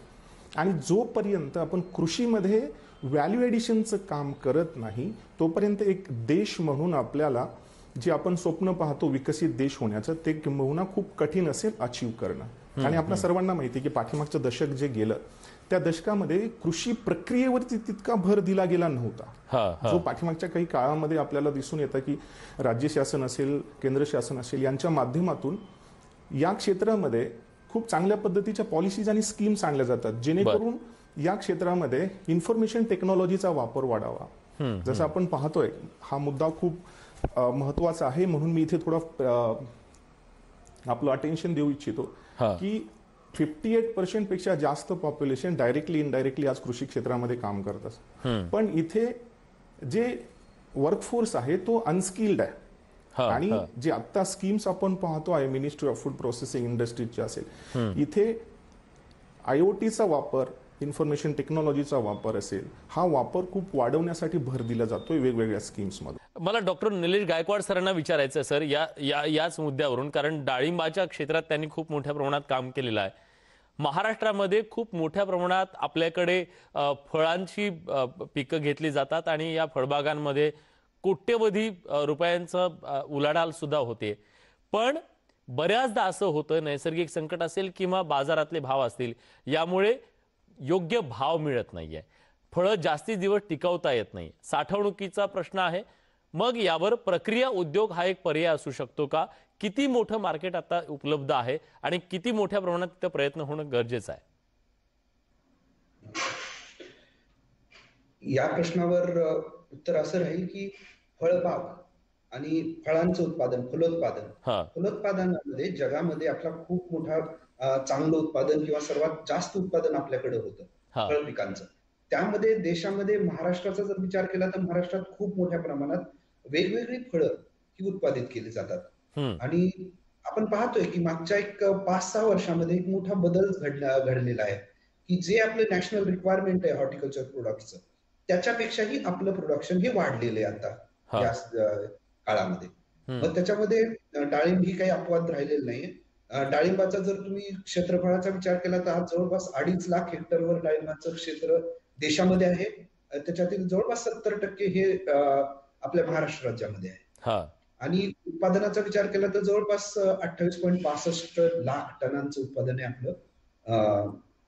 आणि त्याच प्रमाणात जर आपण एक्सपोर्ट वगैरेचा विचार केला तर तो खूप कमी प्रमाणात आहे. म्हणजे जर डाळिंबाच्या बाबतीत विचार केला तर तो फक्त 67,000 टनांचा आहे. 67 ते 68,000 टनांचा आहे. हे खूपच कमी प्रमाण आहे. आणि जे नॅशनल प्रोडक्शन वाढलेले, आपलं उत्पादन वाढलेले आणि त्याचा परिणाम उत्पादन वाढलेले, आपली रिक्वायरमेंट जी आहे त्याच्यापेक्षाही जास्त आहे. तर अशा वेळी एक परिणाम मात्र नक्कीच होतो की मार्केटमध्ये फ्लड सिच्युएशन्स तयार होतात. मार्केटमध्ये रेट मिळत नाही. त्याचसोबत आणखी एक बाब आहे की ज्यावेळेस उत्पादन घेत असतो शेतकरी तर त्याच्या उत्पादनामध्ये जवळपास एक 60 ते 70% उत्पादन हे चांगल्या क्वालिटीचं असतं, जे की फ्रेश मार्केटमध्ये त्याला चांगला भाव मिळू शकतो. पण 30 to 40% जे 30 ते 40% उत्पादन आहे ते थोडंसं सेकंड ग्रेड असतं, ज्याच्यामध्ये प्रोसेसिंग आणि व्हॅल्यू एडिशन मधल्या खूप मोठ्या संधी आहेत. अशाच संधींना आपल्याला हस्तगत करण्यासाठी राष्ट्रीय डाळिंब संशोधन केंद्रामध्ये आम्ही बरेचसे तंत्रज्ञान विकसित केले आहेत. त्याच्यामध्ये मग डाळिंबापासून ज्यूस निर्मिती असेल आणि कॅचमेंट एरियामध्ये ज्यावेळेस आपल्याला प्रोसेसिंग व्हॅल्यू एडिशन करायचं असतं तर आपले स्केल ऑफ प्रोसेसिंग किंवा प्रोसेसिंग नीडची जे स्केल आहे ते मध्यम किंवा स्मॉल स्केलचं असावं. एक छोटासा ब्रेक घेऊया. कुठे जाऊ नका, पहा फक्त न्यूज 18 लोकमतवर जय किसान जय विज्ञानची ही शेतकरी महापरिषद.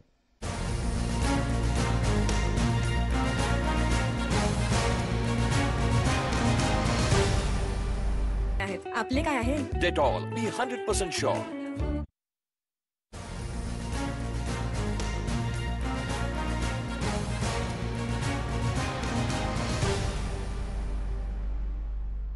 ब्रेक नंतर तुमचं पुन्हा एकदा स्वागत. न्यूज 18 लोकमतवर जय किसान जय विज्ञानच्या माध्यमातून आपण महापरिसंवाद आयोजित केलेला आहे, ज्यात तज्ज्ञ शेतकऱ्यांना मार्गदर्शन करतायत.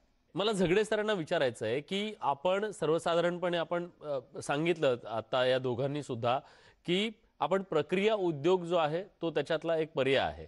पण बऱ्याचदा असं होतं, असे अनेक फळं आहेत, त्यानंतर अशी पिकं आहेत की ती जास्त काळ राहू शकत नाही आहेत. मग अशा वेळी कोल्ड स्टोरेज हा एक पर्याय आहे, पण तो शेतकऱ्यांना बऱ्याचदा परवडत नाही. परवडला तरी त्याची म्हणावी तितकी संख्या नसते. मग सर्वसामान्य छोटा शेतकरी तिथं जाऊ शकत नाही. या सगळ्यातून मार्ग कसा काढायला हवा? कारण शेवटी बाजारात जेव्हा भाव नाही तेव्हा त्याच्याकडे असतो, म्हणजे जेव्हा त्याच्याकडे असतं तेव्हा बाजारात भाव नसतो. या सगळ्यातून त्याला जर चांगला भाव मिळवून द्यायचा असेल तर कोल्ड स्टोरेज सुद्धा एक चांगला पर्याय ठरू शकतो. पण त्याच्याबद्दलच्या अडचणी दूर कशा करायच्या?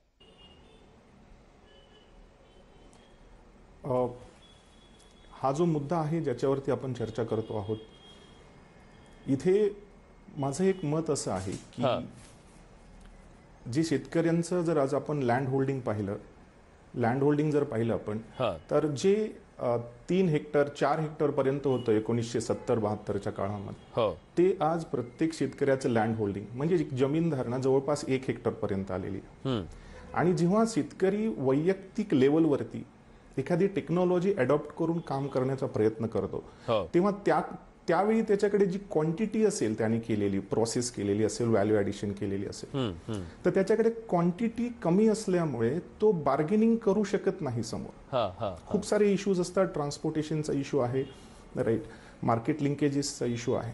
तर इथं खूप महत्त्वाचा मुद्दा मला इथे मेन्शन करायचा आहे की इथे जे कलेक्टिव्हायझेशनचं जे आत्ता एक नवीन ऍक्टिव्हिटी केलेली आहे फार्मर प्रोड्युसर ऑर्गनायझेशनच्या माध्यमातून, म्हणजे इथे काय होत आहे की जे फ्रॅगमेंटेड लँड होल्डिंग होती आपल्याकडे, जे कमी अर्धा हेक्टर असेल, कोणाकडे 1 हेक्टर असेल, हे शेतकरी बांधव एकत्र येऊन त्यांनी एक असा ग्रुप बनवायला पाहिजे की जिथे त्यांच्याकडे, जसं मी तुम्हाला म्हटलं की कॅचमेंट एरिया, तर त्यांच्या कॅचमेंट एरियामध्ये काय पिकतं हा त्यांचा गोल असायला पाहिजे. आणि एकत्र आल्यानंतर त्यांची बार्गेनिंग पॉवर वाढते. आपल्याला आता माहिती आहे की फार्मर प्रोड्युसर ऑर्गनायझेशनच्या माध्यमातून खूप चांगलं काम होत आहे.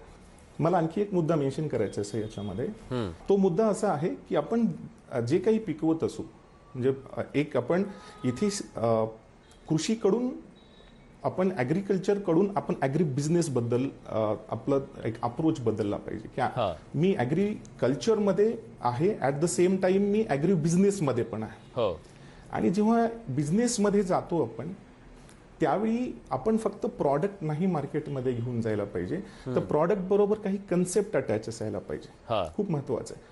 आणि कन्सेप्ट म्हणजे जसं आता रिस्पेक्टेड डॉक्टर गायकवाड सरांनी सांगितलं की रेसिड्यू फ्री प्रॉडक्ट हा कन्सेप्ट आहे.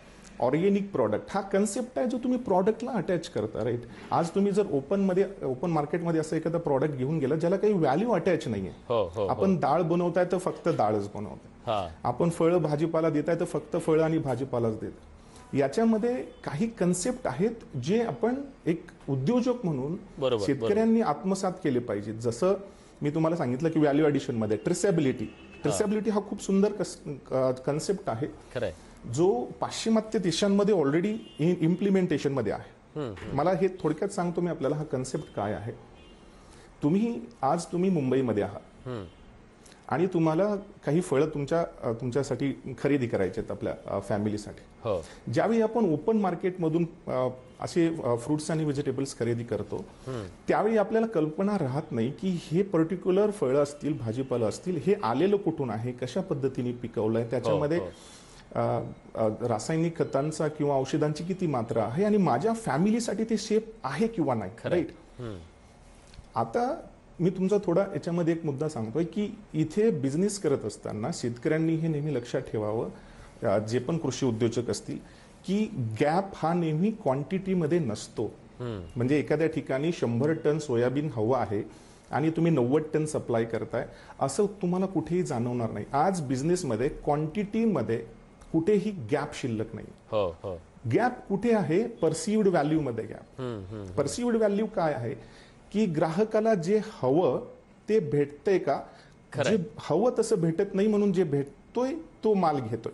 काय झालं सर, याच अनुषंगाने कांबळे सरांना विचारायचं आहे, जेव्हा शेतकरी आपला माल पिकवतो, त्याची काढणी करतो आणि एक ग्राहक आहे जो मॉलमध्ये जाऊन तो माल घेतो, जेव्हा तो माल विकतो शेतकरी तेव्हा तो रॉ असतो आणि जेव्हा ग्राहक घेतो तेव्हा मात्र तो फुल पॅक असतो.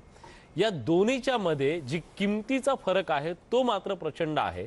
सर, जर ही किंमत शेतकऱ्यांनाच वसूल केली, पॅकेजिंग त्याचं जर त्याने चकचकीत पॅकेजिंग शेतकरीच करू लागला, आपण बघितलं की प्रतवारी शेतकरी जर करायला लागला तर किती मोठा फायदा शेतकऱ्याला यातून मिळू शकतो.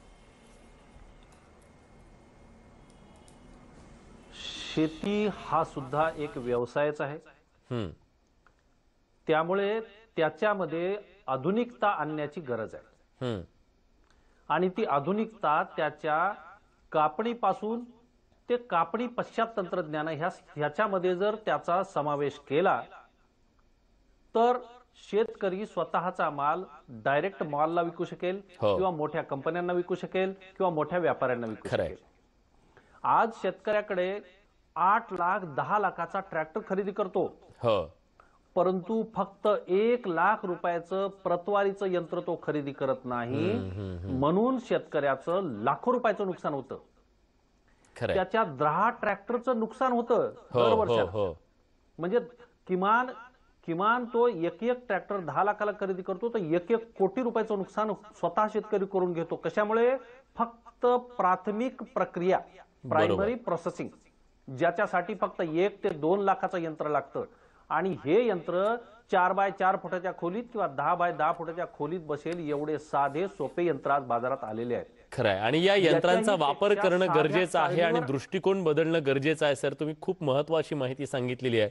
शेतकरी केवळ कष्टानं तो पिकवतो म्हणून एका बाजूला तो सांगतो की मला त्याचा भाव मिळत नाहीये, पण का मिळत नाहीये याचा विचार सुद्धा शेतकऱ्यांनी करणं गरजेचं आहे. आणि तुम्ही म्हणालात तसं अगदी छोट्या छोट्या यंत्रांच्या माध्यमातून तुम्ही प्रतवारी केली आणि पॅकेजिंग केलं तर तुमचा माल सुद्धा मॉलमध्ये जाऊन विकला जाऊ शकतो. आज जग जर मार्केटिंगचं असेल तर तुम्हाला मार्केटिंग सुद्धा शेतकऱ्यांना शिकावी लागेल आणि त्याचबरोबर आपला माल सुद्धा चकचकीतपणे कशा पद्धतीनं पोहोचेल हे सुद्धा तुम्ही सांगितलेलं आहे. आणि प्रक्रिया उद्योगाला कसं प्राधान्य देणं गरजेचं आहे हे सुद्धा तुम्ही सगळ्यांनी सांगितलेलं आहे. खरं तर या मंथनाच्या माध्यमातून आपल्याला शेतकऱ्यांपर्यंत हेच पोहोचवायचं होतं की तुम्ही जे कष्टानं कमवलेलं आहे कष्टानं पिकवलेलं आहे त्याला चांगला भाव सुद्धा मिळू शकतो, कष्टाचं चीज होऊ शकतं.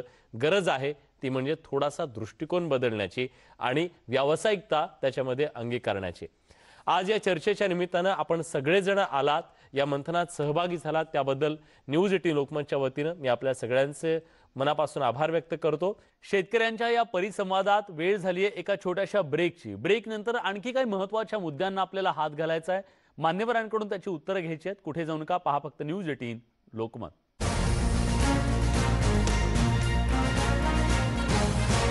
पुन्हा एकदा स्वागत. न्यूज 18 लोकमतवर जय किसान जय विज्ञान या कार्यक्रमाच्या माध्यमातून आज आपण शेतकऱ्यांशी परिसंवाद करतोय आणि या परिसंवादात शेतकऱ्यांच्या शेतीमालाच्या मार्केटिंग बद्दल ज्या समस्या आहेत त्याचं मंथन करतोय. आपण विविध प्रश्न तर जाणून घेतले, पण आपल्या घामातून कष्टातून कमवलेला जो माल आहे तो जेव्हा शेतकरी विकतो तेव्हा मात्र त्याच्या हातात काही पडत नाही. हे शेतकऱ्यांचं गेल्या अनेक दशकांपासूनचं गाऱ्हाण आजही कायम आहे. यावर उपाय नेमका काय आहे, काय करणं गरजेचं आहे जेणेकरून शेतकऱ्यांना त्याच्या घामाचा मोबदला मिळेल. आणि म्हणूनच या सगळ्याबद्दल चर्चा करण्यासाठी आपल्या सोबत याच मार्केटिंगमध्ये शेतीच्या मार्केटिंग बद्दल ज्यांनी अभूतपूर्व असं काम केलेलं आहे असे मान्यवर पाहुणे आपल्या सोबत जोडले गेलेले आहेत. न्यूज 18 लोकमतच्या या महापरिसंवादात आपण त्यांचं स्वागत करूया. आपल्या सोबत आता जोडले गेलेले आहेत अहमदनगरवरून योगेश थोरात, महा FPC फेडरेशनचे ते अध्यक्ष आहेत. योगेशजी, स्वागत आहे तुमचं न्यूज 18 लोकमतच्या या महापरिसंवादामध्ये. आपल्या सोबत नाशिकहून सह्याद्री शेतकरी उत्पादक कंपनीचे विलास शिंदे सुद्धा जोडले गेलेले आहेत. विलास शिंदेनी तर अक्षरशः चमत्कार केलेला आहे. शेतकऱ्यांच्या दृष्टीनं एक मोठं उदाहरण त्यांनी महाराष्ट्राच्या समोर ठेवलेलं आहे की शेतीतला माल तुम्ही 7 समुद्रापार सुद्धा विकू शकता, त्याला चांगला भाव मिळवून देऊ शकता. त्याच्यानंतर आपल्या सोबत आहेत कापूस पणन महासंघ नागपूरवरून माजी सर व्यवस्थापक गोविंद वैराळे सर. वैराळे सर, तुमचं सुद्धा स्वागत आहे. कारण कापसाच्या बद्दल या महाराष्ट्रातल्या शेतकऱ्यांनी खूप सोसलंय, त्यामुळे आता तरी भविष्यामध्ये आपल्याला या शेतकऱ्याला त्या सगळ्या ह्याच्यातून त्याची मुक्तता करायची असेल तर नेमकं काय करणं गरजेचं आहे याचं विश्लेषण आम्हाला तुमच्याकडून जाणून घ्यायचं आहे. पण सुरुवातीला मी वैराळे सरांकडे जातोय कारण मला त्यांच्याकडून एका प्रश्नाचं उत्तर जाणून घ्यायचं आहे. वैराळे सर, जेव्हा या महाराष्ट्रात देशामध्ये हरित क्रांती झाली, हरित क्रांतीच्या नंतर इथल्या शेतकऱ्यांना खूप मोठी स्वप्न पडायला लागली. झालंही तसंच. इथल्या शेतकऱ्याचं प्रचंड उत्पादन वाढलं, पण त्याचं उत्पन्न वाढलं नाही. आजही शेतकरी त्याचं उत्पन्न वाढवण्यासाठी धडपडतोय, पण ते वाढत नाहीये. आज ही परिस्थिती का निर्माण झाली? का शेतकऱ्यांचं उत्पन्न वाढत नाहीये? काय अडचणी आहेत? कारण काय आहे, महत्त्वाचं म्हणजे महाराष्ट्रामध्ये जे उत्पन्न वाढण्याकरता जे महत्त्वाचा जो कंटेंट आहे, जे महत्त्वाची जी बाब आहे ती जी ओलीत इरिगेशन जे आहे, इरिगेशनचं प्रमाण अत्यंत कमी आहे. आणि इरिगेशनचं प्रमाण अत्यंत कमी असल्यामुळे ते महाराष्ट्रामध्ये जे कापसाचं किंवा शेतीमालाचं जे उत्पादन जे व्हायला पाहिजे ते उत्पादन बाकीच्या राज्यामध्ये ओलिताचं प्रमाण जास्त आहे. जर आपण कापसाचा जर विचार केला तर पंजाब, राजस्थान, हरियाणा इथं 95%, गुजरात, मध्य प्रदेश, बाकीच्या राज्यामध्ये कापूस उत्पादन राज्यामध्ये म्हणजे 50%च्या वर जवळपास इरिगेशनचं प्रमाण आहे. परंतु महाराष्ट्राचं जर हे तुलनात्मक पाहिलं तर फक्त 4 ते 5% इरिगेशन आहे. आणि इरिगेशन नसल्यामुळे उत्पादकता निश्चितच कमी होत आहे. आणि इतकी कमी होत आहे की बाकी ठिकाणी जे आपल्या गुजरातमध्ये आपल्यापेक्षा जवळपास 20 क्विंटल पर हेक्टर उत्पादन होते, तेच आपल्या महाराष्ट्रामध्ये 10 क्विंटल होतं. म्हणजे अर्धे निम्मेच उत्पादन आहे. पंजाब, राजस्थानमध्ये सुद्धा तशीच परिस्थिती आहे. आणि हे बाकीचं उत्पादन कमी होण्याचं प्रमुख कारण जे आहे ते आहे इरिगेशन. त्याचप्रमाणे बाकीचे ते शेतकऱ्यांना ज्या नवीनतम जे आधुनिक पद्धतीचा अवलंब करायला पाहिजे, त्याचे जे म्हणजे एक त्याच्याबद्दलचे जे एक पब्लिसिटी व्हायला पाहिजे, त्याबद्दल प्रशिक्षण व्हायला पाहिजे किंवा त्याबद्दलचं आवश्यक जो पतपुरवठा म्हणा, आवश्यक योग्य बीज बियाणे, खतं, औषधं ह्या गोष्टीचा प्रत्येकाने योग्य वापर या दृष्टीनं सर्व शेतकऱ्यांना असं अत्यंत ध्यान असं देणं जरुरीचं आहे. ते सुद्धा इथे आपल्याला आवश्यकतेप्रमाणे होत नाही. कारण काय, कृषी विभाग आहे, त्या कृषी विभागाकडे पाहिजे तसा स्टाफ नाही आहे. आणि पाहिजे तसा स्टाफ नसल्यामुळे शेतकऱ्यांना पाहिजे तसं मार्गदर्शन सुद्धा होत नाही आणि शेतकऱ्यांना त्याचा परिणाम असा होतो की कमी उत्पादन महाराष्ट्रामध्ये होत आहे इतर राज्याच्या तुलनेत. बरोबर, महाराष्ट्रात त्याचं उत्पादन कमी होतं असं तुम्ही म्हणताय, पण ज्याला उत्पादन मिळालेलं आहे त्याला मात्र अपेक्षित उत्पन्न त्याच्यातून मिळत नाहीये आणि त्याच्या मागचं एक कारण सांगितलं जातं ते म्हणजे मार्केटिंग स्ट्रॅटेजी. शेतकऱ्याला आपला माल नीट विकता येत नाहीये, त्याची पुरेशी आवश्यक जी यंत्रणा त्याला हवी आहे ती यंत्रणा उपलब्ध झालेली नाहीये आणि त्यामुळे शेतकऱ्याचं उत्पन्न वाढत नाही हे सांगितलं जातंय. पण या सगळ्यावरती मात करणारा एक शेतकरी, ज्या शेतकऱ्याने या महाराष्ट्राच्या समोर एक आदर्श उदाहरण प्रस्तुत केलेलं आहे. आपल्या सोबत विलास शिंदे आहेत. विलास शिंदेंनी आपल्या शेतीच्या माध्यमातून, शेतकरी कंपन्यांच्या माध्यमातून शेतकऱ्याचा माल हा परदेशात नेऊन पोहोचवलेला आहे. विलासजी, तुम्ही शेतकऱ्याच्या या मालाला चांगली किंमत मिळावी याच्यासाठी नेमकं काय केलं? तुमचं हे जे मॉडेल आहे ते यशस्वी कसं ठरलं? खरं म्हटलं तर आतापर्यंत आपल्या देशामध्ये शेतीकडे कधीही व्यवसाय म्हणून पाहिलं गेलं नाहीत आणि शेती कायमच आपण एक आपलं अन्नधान्याची गरज, आपल्याला जेवढं अन्न खाण्यासाठी लागतं ते किंवा आपल्या काही गरजा, बेसिक गरजा त्यासाठी शेती करणं अशा अर्थाने आपण पाहिलं गेलं. त्यामुळे अन्नदाता म्हणून किंवा बळीदाता म्हणून, बळीराजा म्हणून शेतकऱ्याकडे आपण बोलतो आणि त्या प्रकारची त्याच्याकडून अपेक्षाही करतो. पण त्याच्या पलीकडे जो मुद्दा आता ठळकपणे आता शेती जी आहे व्यवसाय म्हणूनच पाहिली पाहिजेत आणि ती काही झालं तरी ती तोट्याची होता कामा नये. कारण तोट्याचा कोणताही व्यवसाय हा टिकत नाही, तो कधीतरी संपणारच असतो. आज फक्त पर्यायी म्हणून बरेचसे शेतकरी शेती करतायत. ज्यांना शक्य आहे तो प्रत्येकजण शेतीतून जाण्याचा नक्कीच प्रयत्न करतोय. अशा पार्श्वभूमीवर आम्ही जो काही प्रयत्न केला की आपण जे काही पिकवतोय ते 100% ते व्यावसायिकदृष्ट्याच पिकवलं पाहिजे. त्याचबरोबर ते जे काही असेल, जे उत्पादन असेल ते फायदेशीरच झालं पाहिजे आणि त्यासाठी फक्त उत्पादन करून उपयोगाचं नाही, तर उत्पादनानंतरचे पुढचे जे टप्पे आहेत त्याच्या हाताळणीचं असेल, प्रक्रियेचं असेल किंवा मार्केटिंग, आणि मार्केटिंग सुद्धा जिथे आपल्याला जास्तीत जास्त चांगली किंमत मिळेल तिथपर्यंत मार्केटिंग करणं ही पहिली तर आपली दिशा असायला पाहिजे आणि त्यासाठी मग तेवढे प्रयत्न करायला हवेत. हा विषय घेऊन जेव्हा सह्याद्रीने काम करायला सुरुवात केलं त्याच्या आधी माझे वैयक्तिक मी माझ्या काही 8-10 वर्षाचे अनुभव शेतकरी म्हणून तयार झाले होते. भरपूर नुकसानीमध्ये शेती केलेली होती आणि त्यामुळे मग एक जो काही ज्या कारणामुळे तोटे तयार होत आहेत त्याची एक जाणीव होती.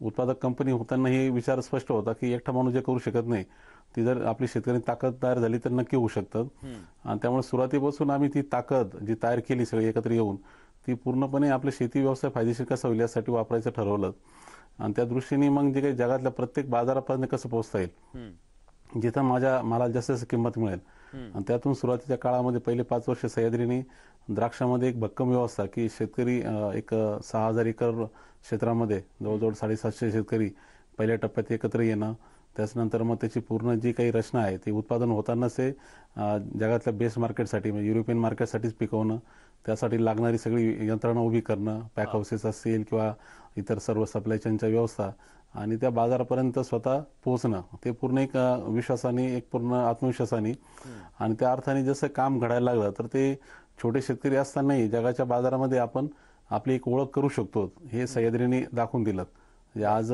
देशातून जेवढे काही द्राक्ष एक्सपोर्ट होत आहेत त्याच्यामध्ये 15 ते 16% द्राक्ष आज सह्याद्री एक्सपोर्ट करतात.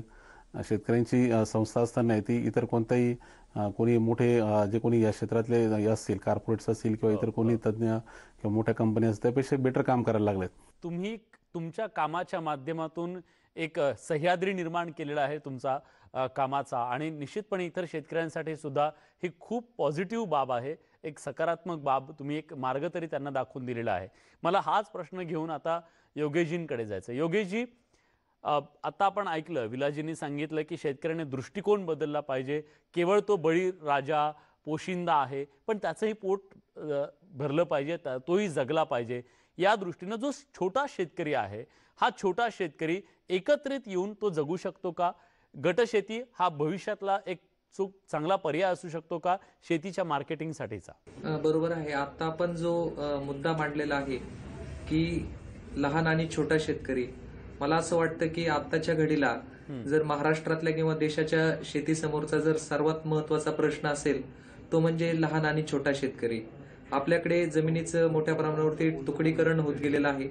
त्यानंतर छोटी जमीन धारणा, छोट्या जमीन धारणेबरोबर आपल्या निसर्गाच्या असणाऱ्या समस्या, ज्याच्यामध्ये आपल्याकडे कमी असणारं ओलिताखालचं क्षेत्र आणि ह्या सगळ्या गोष्टींचा सामना करत करत कुठंतरी उत्पादन आल्यानंतर ते विकण्यासाठीची अपुरी असणारी अशी व्यवस्था, ह्या सगळ्या प्रश्नांमुळे शेतीचे प्रश्न अधिक जटिल बनत चाललेले आहेत. एकंदरीतच उत्पादनापासून विक्रीपर्यंतच्या पूर्ण व्यवस्थेमध्ये जर शेतकरी सगळ्यात मोठी कोणती अडचण त्याला जर येत असेल तर ती अडचण आहे ती म्हणजे त्याच्या छोट्या आणि सीमांत असण्याची. छोटा आणि सीमांत शेतकरी जर आपल्याला संघटित स्वरूपामध्ये व्यवस्थेमध्ये जर आपल्याला आणता आला, मूल्यवर्धन साखळीमध्ये जर त्याला आपल्याला संघटितपणे आणता आलं, तर जो आता आपण एक शब्दप्रयोग वापरला गट शेती, तर मला असं वाटतं की गट शेती म्हणजे एक सामूहिक शेती करण्याची ती पद्धती आहे.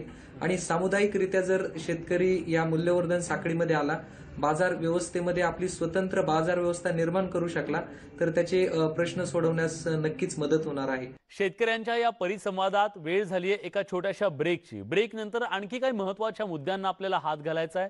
मान्यवरांकडून त्याची उत्तरं घ्यायची आहेत. कुठे जाऊ नका, पहा फक्त न्यूज 18 लोकमत.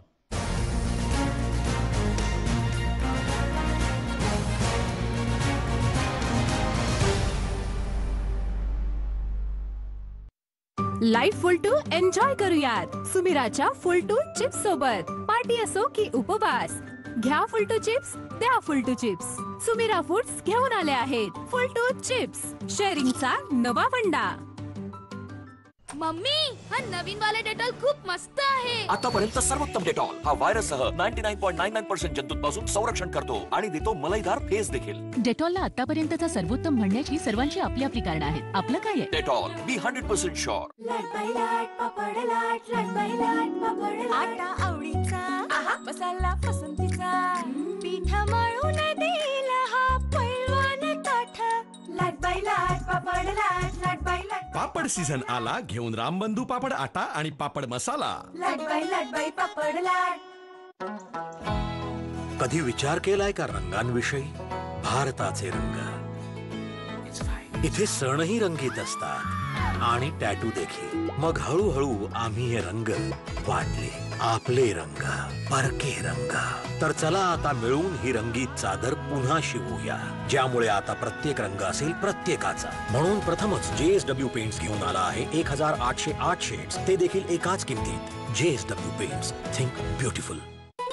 माझ्या घरामध्ये चहा बनवण्याच्या सोबत सांडला देखील जातो. कधी आपल्या सोबत फ्रीजला देखील खायला दिलं जातं. म्हणून तर इथे फक्त डाग नाही, जर्म्स देखील आहेत. म्हणून नवा कॉलिन, जो शाईन करण्यासोबत 99.9% जर्म्स देखील काढून टाकतो. कॉलिन, शाईन भरपूर, जर्म्स करतो दूर. तुमच्यासाठी एक स्कूटर पेक्षा खूप जास्त आहे. हा प्रवास आहे तुमच्या सफलतेचा. बघा, हा जोडीदारासोबतचा प्रवास आहे. म्हणूनच आम्ही बनवली नवीन ज्युपिटर, जी आहे इतरांपेक्षा जास्त. TVS ज्युपिटर, जास्तीचा फायदा. नवीन संतूर ॲलो फ्रेश, लिंबू आणि ॲलोवेराने बनवलेला, जो चिकटपणा दूर करतो आणि त्वचेला देतो उजळपणा. त्यामुळे तुम्ही राहाल फ्रेश आणि दिसाल तरुण नेहमी. नवीन संतूर ॲलो फ्रेश, रहा फ्रेश, दिसा तरुण.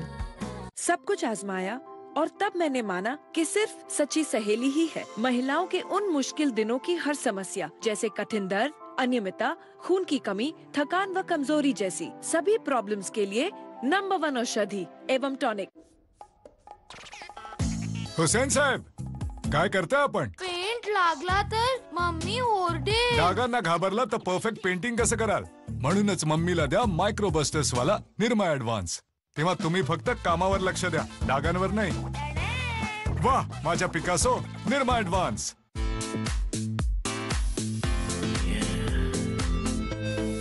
Denver Autograph Collection, my sign of success.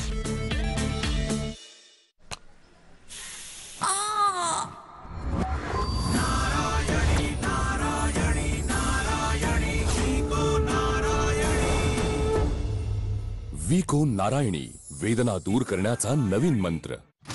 माझा लॉकडाऊन तसाच गेला जशी मागची अनेक वर्ष. तेच लाईफ, तेच काम.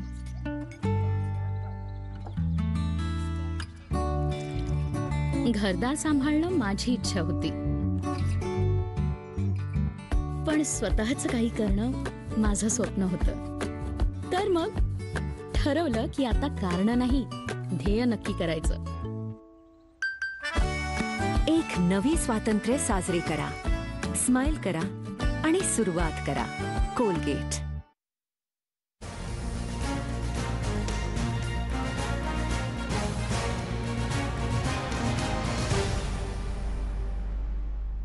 ब्रेक नंतर तुमचं पुन्हा एकदा स्वागत. न्यूज 18 लोकमतवर जय किसान जय विज्ञान या कार्यक्रमाच्या माध्यमातून आज आपण शेतकऱ्यांशी परिसंवाद करतोय आणि या परिसंवादात शेतकऱ्यांच्या शेतीमालाच्या मार्केटिंग बद्दल ज्या समस्या आहेत त्याचं मंथन करतोय. पंतप्रधानांनी आपण बघतोय की पंतप्रधान नरेंद्र मोदींनी सुद्धा सांगितलं की एक प्रकारे जेव्हा गटशेतीचा प्रयोग अंगीकारला जाईल तेव्हा शेतकऱ्यांचं उत्पन्न दुप्पट होण्याच्या दृष्टीने एक महत्त्वाचं पाऊल उचललं जाईल. खरंच हे शक्य आहे का आणि त्या दृष्टीने काय प्रयत्न होणं गरजेचं आहे? विलाजी, खरं म्हटलं तर भारतातल्या कोणत्या शेतकऱ्या पुढचा जर तुम्ही प्रश्न पाहिलात तर एकच प्रश्न तयार झालेला आहे, आपली शेती फायदेशीर होणार का नाही होणार. आणि त्यात तुम्ही जे काही 86% शेतकरी जे 2 हेक्टरच्या आत शेतकरी आहेत, ज्यांची शेती 2 हेक्टरच्या आत आहेत, अशा सर्व वर्गात जर विचार केलात, एकीकडे आपण त्याला ग्लोबलायझेशनच्या ह्या सर्व जगामध्ये त्याला जागतिक स्पर्धेमध्ये उभं केलंय आणि त्याला ते जे काही क्षेत्र आहेत 1 हेक्टर किंवा 2 हेक्टर त्याला आपण काम करायला सांगतोय. त्याच्याबरोबर त्याच्या कितीतरी अडचणी, मग ती नैसर्गिक संकटापासून तर भांडवलापासून तर तंत्रज्ञानापासून तर मार्केटपर्यंत सगळ्या अडचणी, आणि त्याला स्पर्धा करायला सांगतो जागतिक स्पर्धेमध्ये मोठ्या अमेरिकन किंवा युरोपमधल्या किंवा साऊथ अमेरिकन देशातल्या शेतकऱ्याबरोबर, ज्याच्याकडे कमीत कमी 200 एकरपासून तर 2000 एकरपर्यंत क्षेत्र आहे. तर अशा परिस्थितीमध्ये म्हणजे बाजार तर एकच आहेत, सगळ्या जगाची बाजारपेठ एक केली आपण ग्लोबलायझेशन नंतर, आणि इथे स्पर्धा करताना ती असमान पातळीवर म्हणजे स्केलच्या अर्थाने ती स्पर्धा राहिलीच नाहीत. त्यामुळे इथं जो छोटा शेतकरी याच्या पुढे खरं म्हटलं तर आता शेती फायदेशीर करणे हा जो प्रश्न आहे त्या दृष्टीने 2च मार्ग आहेत. एक तर त्यांनी ती पूर्ण संघटित होऊन आपली स्केल वाढवणं, कारण वैयक्तिक पातळीवर ती स्केल वाढवू शकत नाही. एकच शेतकरी म्हणेल का मला क्षेत्र जास्त घ्यावं लागेल म्हणून तर ते शक्यच नाही, जमीन तर मर्यादितच आहेत. तर एकत्र येणं आणि त्यातून स्केल तयार करणं आणि त्या स्केलच्या माध्यमातून मग आपण आपली जागतिक बाजारामध्ये आपली क्षमता वाढवणं आणि टिकणं, हा जो काही मार्ग आहे हाच मार्ग. दुसरा मार्ग कोणाला वाटत असेल का आता सरकारने आम्हाला त्यासाठी द्यावी, ताकद द्यावी, सरकारने आम्हाला हमीभाव द्यावा, सरकारने आम्हाला सर्व व्यवस्था द्याव्यात, तो मार्ग कोणाला किती वाटत असला की तो मार्ग एक सोपा असेल, पण तो सोपा नाहीये, हे पण आपल्याला समजून घ्यावं लागेल. वराळे सर, आपण शेतकरी विक्रेता व्हावा याच्यासाठीचे प्रयत्न करणं गरजेचं आहे असं सांगत असतानाच या शेतकऱ्याचा माल एंड ग्राहक जो आहे तिथपर्यंत पोहोचवण्यासाठी विविध यंत्रणा उभ्या केल्या. शेतकऱ्यांचा माल खरेदी करण्यासाठी फेडरेशन असेल, मग APMC असतील तुमच्या, या सगळ्या यंत्रणांचं अपयश म्हणायचं का, की आज शेतकऱ्यांच्या पदरात आपण त्याच्या घामाचं मूल्य सुद्धा टाकू शकलो नाही?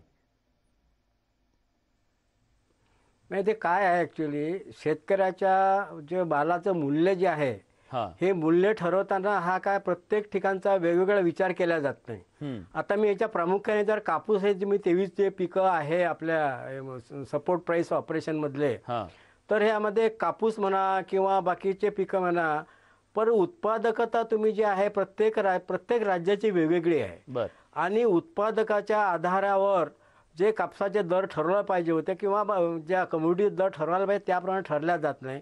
उदाहरणार्थ मी तुम्हाला मगाच सांगितलं, जसं शिंदे साहेबांनी सुद्धा सांगितलं की तुम्ही तुलना करायची असेल तर जागतिक पातळीवर अमेरिकेचा शेतकरी 400 एकराचा, 200 एकराचा आणि भारताचा शेतकरी 2 एकराचा किंवा 5 एकराचा. तसंच या विशेषतः कापसाबद्दल तर मला सांगायचं म्हणजे देशामध्ये कापसाचं हे महत्त्वाचं पीक आहे. बाकीच्या 23 पिकामध्ये सुद्धा जवळपास 1 लाख कोटी रुपये कापसाची ह्या उलाढाल शेतकऱ्याची होते. परंतु जर हे महाराष्ट्राचं जर उदाहरण जर केलं, तुम्ही जे म्हणता की शेतकऱ्यांना जो भाव मिळतोय मिळाला पाहिजे, परंतु महाराष्ट्रातील तुम्हाला मी सांगितले कापसाची उत्पादकता फक्त 10 क्विंटल हेक्टरी म्हणजे एकरी 4 क्विंटल आणि ते गुजरातची 20 क्विंटल.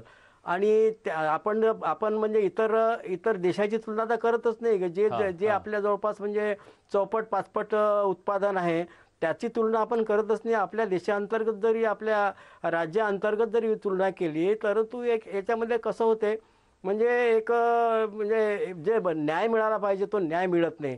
कारण काय वास्तविक पाहता मला सांगा तुम्ही, आपण जे 23 क्रॉपला जे हमीभाव ठरवलेले आहे सपोर्ट प्राईस ऑपरेशनमध्ये, तसं समजा लांब जाग्याची साठी 5825 रुपये कापसाचा दर ठरवलेला आहे. आता बघा की महाराष्ट्राची उत्पादकता हेक्टरी 10 क्विंटल, गुजरातची हेक्टरी 20 क्विंटल. मला सांगा दोन्ही पैलवान, एक 50 किलोचा पैलवान, एक 100 किलोचा पैलवान, दोघाही पैलवानांची तुलना होऊ शकतं का? नाही नाही. कारण काय की त्याचं वेगळे प्रॉब्लेम्स आहे, याचे वेगळे प्रॉब्लेम आहे. मग कसं आहे की जर आपल्याला हे जर खरोखर शेतकऱ्यांना जर न्याय द्यायचा असेल ना, तर तुम्हाला त्या राज्यनिहाय हे त्याप्रमाणे करावं लागेल. जर तर कारण काय की हे हमी दर पूर्ण देशाकरता एकसारखे ठरतात. म्हणजे त्याच्याकरता गुजरातसाठी वेगळे ठरत नाही किंवा महाराष्ट्रासाठी वेगळ्या ठरत नाही. परंतु महाराष्ट्राचं उत्पादन खर्च 7,500 रुपये एकरी आहे, 7,000 रुपये पर क्विंटल आहे. गुजरातचा खर्च 4,000-4,500 रुपये क्विंटल आहे. म्हणजे गुजरातला जे भाव मिळतात तो फायदेशीर आहे, परंतु महाराष्ट्राला जो भाव मिळतो तो नुकसानच आहे. अशाच प्रकारे बाकीच्या क्रॉपमध्ये सुद्धा आहे, कारण महाराष्ट्राची परिस्थिती वेगळी आहे. तर मला असं सुचव वाटते की महाराष्ट्राच्या देशाची एकसारखी परिस्थिती न धरता प्रत्येक राज्याची परिस्थिती कशी आहे त्या परिस्थितीनुसार त्या कृषी मूल्य मालाचा भाव ठरायला पाहिजे, जेणेकरून त्या शेतकऱ्याला त्याच्या मालाचं उत्पादन खर्च निघेल आणि त्याला उत्पादन खर्चात कमीत कमी तेवढे भाव मिळेल. याच अनुषंगानं मला विलास शिंदे यांना विचारायचं आहे की आपल्या देशातला जो शेतकरी आहे, इथली शेती आहे, जागतिक बाजारपेठेतल्या स्पर्धेत सक्षमपणे उभी राहायची असेल, 4 पैसे आपल्याला त्यांच्याशी स्पर्धा करून मिळवायचे असतील, तर नेमकं काय करणं गरजेचं आहे? आपण जर पाहिलं तर 3 गोष्टी महत्वाच्या आहेत.